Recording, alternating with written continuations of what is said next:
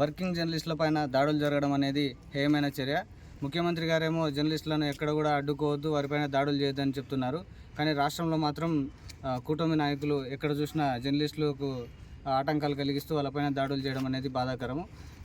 అక్కడ వెళ్ళింది news coverage కోసము, అయితే అక్కడ ఏం జరుగుతుందనే విషయం తెలుసుకోవడానికి వెళ్ళిన జర్నలిస్టుల పైన ఎందుకు వచ్చారా అంటూ దుర్భాషలాడుతూ దాడి చేయడం అనేది బాధాకరము. దీన్ని ఖండిస్తూ ఈరోజు నంద్యాల జిల్లా జాయింట్ కలెక్టర్ గారిని కలిసి వాళ్ళకు వినతిపత్రం అందజేసి జర్నలిస్టులపైన జరుగుతున్న దాడులను అరికట్టాలని, రానున్న రోజుల్లో జర్నలిస్టులకు అండగా ఉండాలని చెప్పేసి వినతిపత్రం అందజేయడం జరిగింది.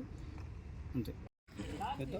ఈరోజు కడప జిల్లా వేములలో సాక్షి విలేకరులపై టీడీపీ నాయకులు దాడి చేశారు.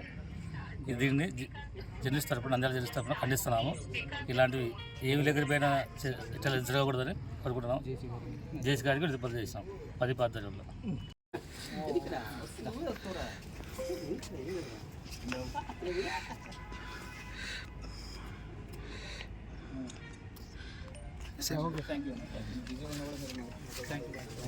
ఇన్ఫార్మ్ చేస్తానండి మన జిల్లాలో అధికారులు కూడా కొంచెం ఇన్ఫర్మేషన్ ఇస్తే మనం ఒకవేళ అక్కడ దగ్గరికి పోలేకపోయినా దాన్ని ఇన్ఫర్మేషన్ గ్యాదర్ చేసుకుంటారు.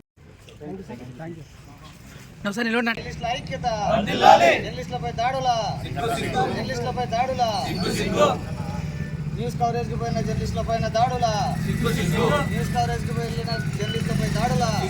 న్యూస్ టీవీని తక్షణమే సబ్స్క్రైబ్ చేసుకోండి. నోటిఫికేషన్ కోసం బెల్ ఐకాన్ క్లిక్ చేయండి. మరిన్ని అప్డేట్స్ కోసం ప్రతి ఒక్క కుటుంబానికి ఉచిత ప్రకటనలు వచ్చే విధంగా మీకోసం మీ ముందుకు వివిడి న్యూస్ టీవీని ఏపీ ఫైబర్ నందు 99వ ఛానల్ మరియు యూట్యూబ్ నందు వీక్షించెదరు.